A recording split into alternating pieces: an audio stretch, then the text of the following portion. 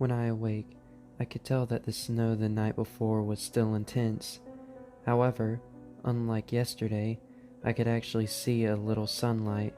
It wasn't much, it was still an abysmal gray, but it was light enough to where I could see. Apparently, I was the only one awake, so I went straight to the shower. I thought this would be my one time of peace and isolation. I was horribly wrong.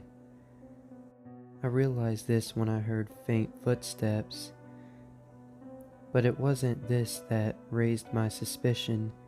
It was the door opening to the bathroom that accompanied the footsteps that I was terrified of. Maybe she just needed to use the restroom. It's a gross thought, but much better than the other option on the table. However, I stood corrected as Raven got into the shower with me. "Hi," Raven says, excited as she looks me up and down. What are you doing here?" I ask, a lot more fearful than I intended. "What? It's my shower too, you know. Yeah, I've gotta go." With that, I quickly get out of the shower. However, as I do, Raven grabs my arm and I slip, knocking myself out cold. I awake on the bed I woke up on originally, with Raven petting my head. "Hey, sleepyhead.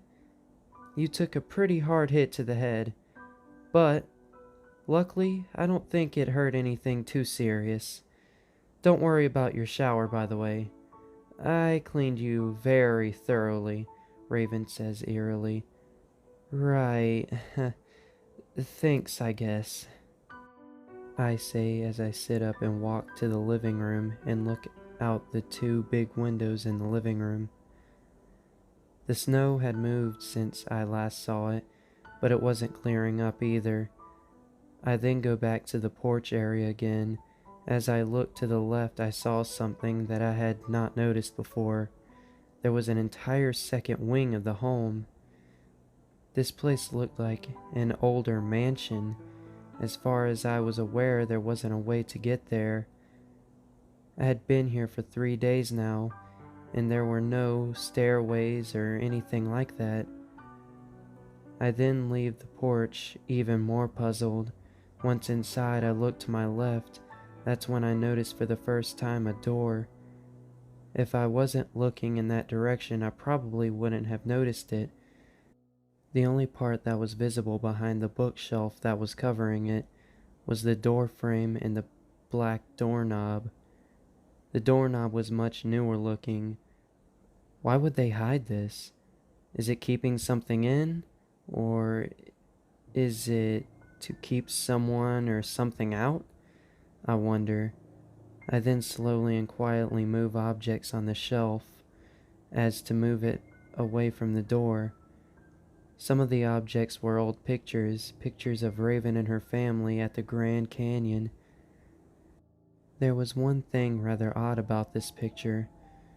There was another girl about the same height and the same build as Raven. The girl looked so much like her. I put the picture down as to not be nosy. It felt wrong spying on her past like that. That was until I seen another picture. This time her family was at Niagara Falls. The picture was also much more recent. I'm pretty sure Raven is around 15 now. That means this picture was taken when she was around 13, if I were to guess. The picture was normal except one thing. The girl in the other pictures was gone. She had been replaced with a boy with blonde hair, almost appearing yellow the way the sunlight hit it. He had his arm around her, kissing her on the cheek. It was a cute picture, but I had many questions. Who was the girl in the previous picture? And who was the boy in the second picture? Where did the girl go? These were all questions I found myself asking, but no answer. At this point, I had almost forgot about moving the shelf.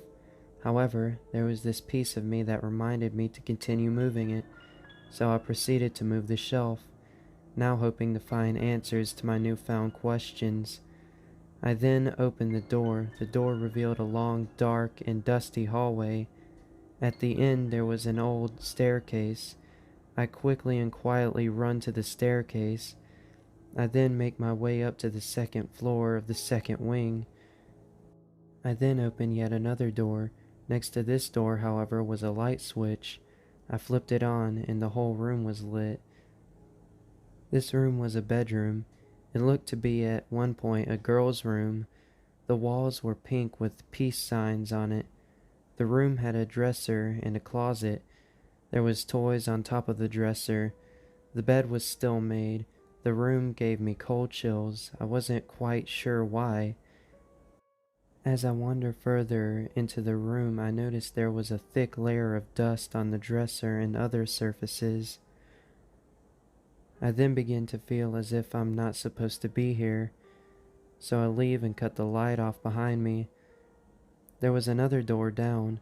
Opening this door revealed a bathroom of a similar theme as the unknown girl's room. I was beginning to put the two and two together. Raven had a twin sister. The new question was, where is she now? There was one last door at the very end of the hallway. I then opened that door. To my horror and disgust, the door revealed